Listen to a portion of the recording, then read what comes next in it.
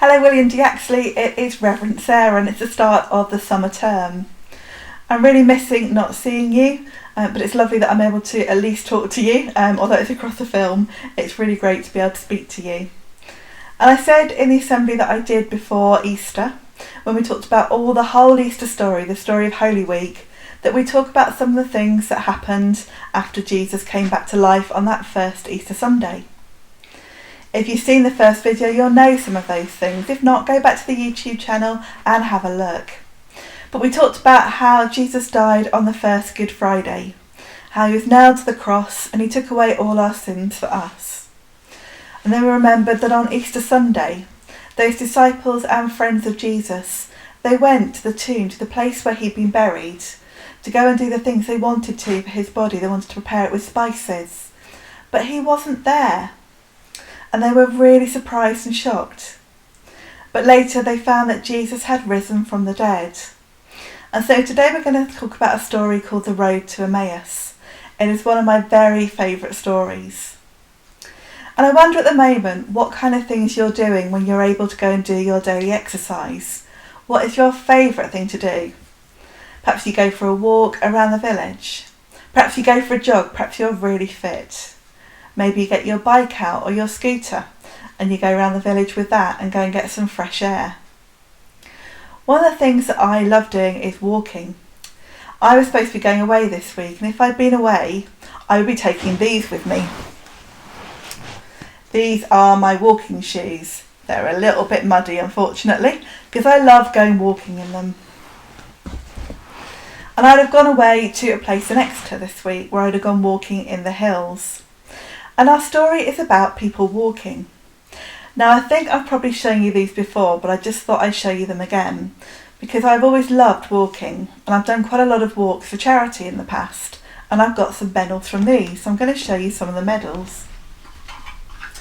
The first walk that I did took place over 24 hours and I did it as part of a team, and we walked round and round an athletics circuit.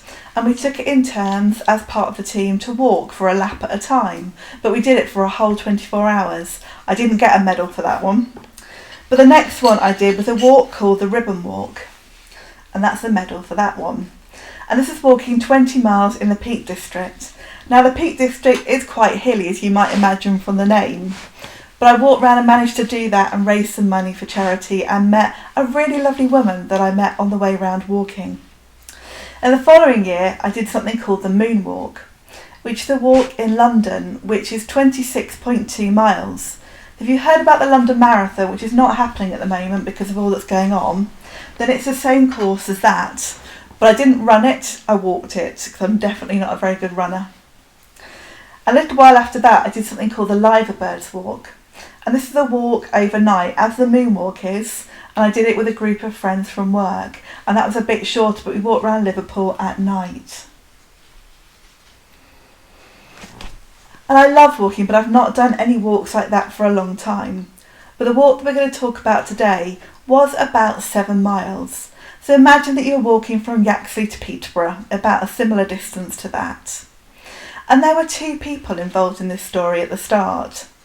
I want you to think at the moment, if you were walking with a friend, you'd be talking to them about all the things that are going on at the moment, maybe some of the fun things that you're doing at home. And there were these 2 friends who were walking together. We only know the name of one of them, and the one person's name was Cleopas. We don't know the name of the other person. But they were walking from Jerusalem. Now Jerusalem is the place where Jesus died on the cross and where he'd risen again from the tomb. And they were walking from there to a place called Emmaus. So the journey would have taken probably about 2 to 3 hours. But the roads would have been dusty, might have been quite hot, but they were walking and talking together. And as they walked, they were saying to each other about all the things that had gone on. So all the things we thought about in the last video, of Jesus being on the cross, of the Last Supper that he shared with his friends, and then of Jesus rising together. And this was so much information they were trying to take in and understand. So they were talking about it together.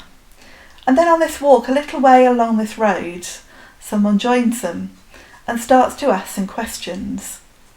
Now you may have in your head at this point who this person might be, but just hold on to that thought for a moment. because these two people walked and they talked together. And then this person joined them and carried on the conversation. And he asked them questions about what were they talking about. And they were really surprised because everybody was talking about all the events that had taken place in Jerusalem over those last few days. So they told him a little bit about what had happened. They explained all the things that they'd seen and they'd heard about. And this person just carried on walking with them. And then he said to them at one point, "You haven't understood everything, have you?" And they obviously looked a bit straight. They wondered what was going on at this point. But this person they were walking and talking with started telling them all the stories from the Bible. So all the things that we think about that happened before Jesus was born, he started explaining all of these different stories to them and telling them how all these stories led up to that Good Friday and that Easter day. And they listened and they were so interested in what he was saying to them. They started to understand more of what they call the scriptures, which we now know as our Bible. And they got to Emmaus. They'd been talking so much they'd not even realised they got there. And they got to Emmaus, and these two people went to go on into the house. And Jesus went to move on. I just told you who the person was. But they went to move on, and Jesus was going to leave. But they said to him, "Come inside, come and eat a meal with us." And so they did. He came in and they sat down together and had a meal. It's the kind of things that you'd be doing with your friends if we weren't in these current circumstances, if we were in a different place. But he came in and he had a meal with them. But he said to them, "Can I break the bread? Can I give thanks for the meal?" And they said, "Yes, you can do that." And so he gave thanks for the meal and he broke the bread. And I wonder what this might remind you of. Perhaps it reminds you of that last meal that Jesus had with his friends. The meal that he had with the 12 disciples, where he broke the bread and they drank the wine together, and they blessed both these things.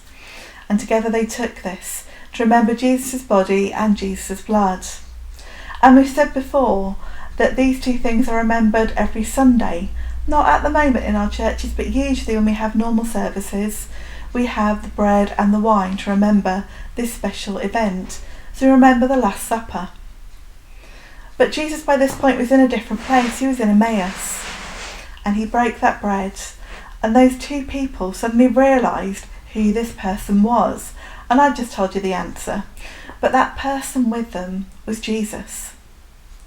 But what happened at this point is that Jesus didn't stay around to have a discussion with them. Those two people, Cleopas and the other person, opened their eyes to find that Jesus had disappeared. But they knew something inside themselves. They knew something in their hearts. We're told their hearts were strangely warmed. And they knew that that was Jesus with them. He hadn't told them, but they just knew that that was him. And so I wonder what you think they might do at that point. I wonder what you would do at that point if you discovered that Jesus had had tea with you. Well, these two disciples get up and they go back those 7 miles. So you're walking from Peterborough back to Yaxley now.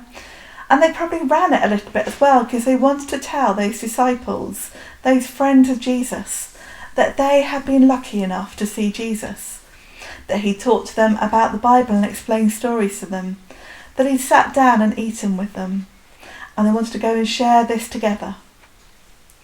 And so all together the disciples talked about what had gone on. And we know that later Jesus appeared to all the disciples again, and he said those words that we thought of before, of "Peace be with you." Now there are other stories that happened after Jesus rose from the dead, and we're going to look at another one next time. But this one is called the Road to Emmaus. And I want you to imagine that maybe Jesus is in your home with you now. Just imagine that he's there with you. And maybe at the moment you're a bit bored. Maybe you're a bit frustrated because you want to go out and see your friends, but you can't. Perhaps you're a little bit worried at the moment about things that you're hearing in the news, or things that maybe you're hearing adults telling you.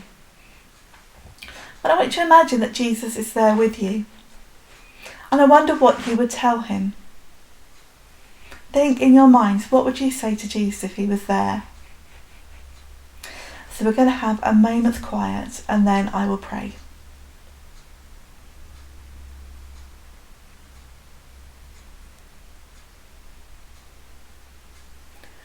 Loving God, we thank you that you are always with us.